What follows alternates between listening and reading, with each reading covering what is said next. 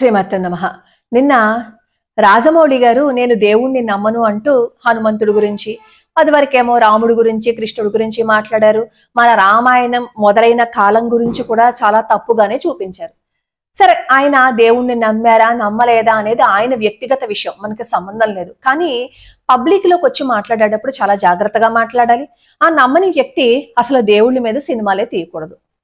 అంటే ఒకళ్ళని చూసి ఒకళ్ళు నేర్చుకుంటారేమో, ఒకళ్ళని చూసి ఒకళ్ళు మాట్లాడతారేమో, ఇలా మాట్లాడితే నేము ఫేము వచ్చేస్తుంది అనుకుంటారేమో.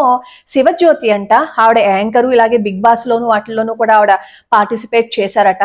ఆవిడ సప్త శనివారాలు వ్రతం చేసి వెంకటేశ్వర స్వామి వారి దయ వల్ల నేను గర్భవతిని అయ్యానని చెప్పి వీడియోస్ పెట్టుకుని తిరుమల వెళ్ళి ఆ ప్రసాదం కౌంటర్లో చాలా అసభ్యకరంగా ఆ నవ్వులు, ఆ వెకిలి చేష్టలు చాలా ఇబ్బందిగానే అనిపించాయి.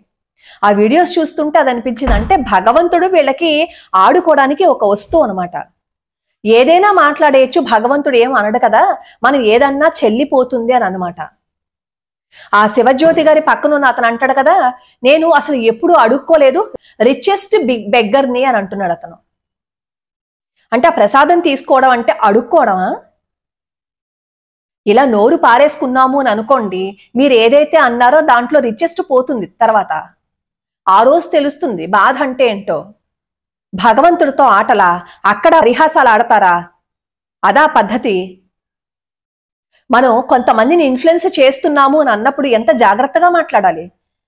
హిందువులు అయ్యుండి భగవంతుడి దయ వల్ల నాకు ఇంత మంచి జరిగిందని చెప్పుకుంటూ అలా మాట్లాడడం అది కరెక్ట్ కాదు తల్లి.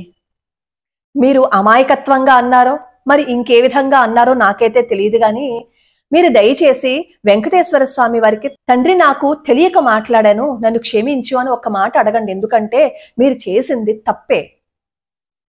మీలాంటి వాళ్ళని చూసినప్పుడు ఇంకొక 10 మంది ఇన్ఫ్లుయెన్స్ అవుతారు కదా, మనం అలా మాట్లాడచ్చు. అసలు కొన్ని ఎంటర్టైన్మెంట్ ఛానల్స్ కూడా అంతే, దేవుణ్ణే పెట్టుకుంటారు, ఆయన్నే వాళ్ళు వాడుకుంటారు, ఆయన మీదే స్కిట్స్ చేస్తూ ఉంటారు, అసభ్యకరంగా మాట్లాడతారు. మరి ఆ డబ్బు వాళ్ళకి ఎలా అరుగుతుందో తెలియదు. అలాంటి స్కిట్స్ చేసినప్పుడు మనం ప్రోత్సహిస్తాం, అది పడి పడి చూసేయటం వల్లే కదా, ఓహో ఇవి నచ్చాయని చెప్పి వాళ్ళు దేవుడిని ఇష్టం వచ్చినట్టు మాట్లాడుతున్నారు. ఎవరు భగవంతుణ్ణి నిందించినా హిందువుగా నీ ధర్మం ప్రశ్నించటం అది ముందు నేర్చుకోండి. అఫ్ కోర్స్ ఇప్పుడు ప్రశ్నించాము అని అనుకోండి, ప్రశ్నించినా కూడా తప్పే. అదొక విషయమా అండి, ఆ టాపిక్ ని మీరు మాట్లాడాలండి అంటారు. మరి పరాయివాడు మాట్లాడినప్పుడు మనకి కోపం రాదా?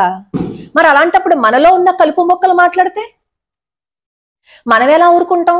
మన కలుపు మొక్కల్ని మనమే ఏరేయకుండా ఆ పక్క వాడినంటే వాళ్ళు వింటారా?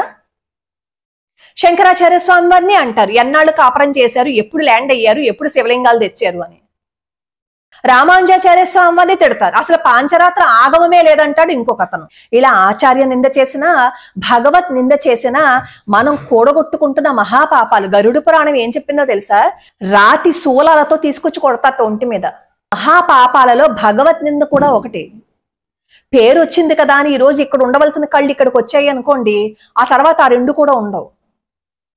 ఈవిడనే కాదు, ఈవిడొక్కరనే కాదు, ఈవిడ మనకి కనిపించారు అంతే. ఇలా చాలా మంది ఉన్నారు.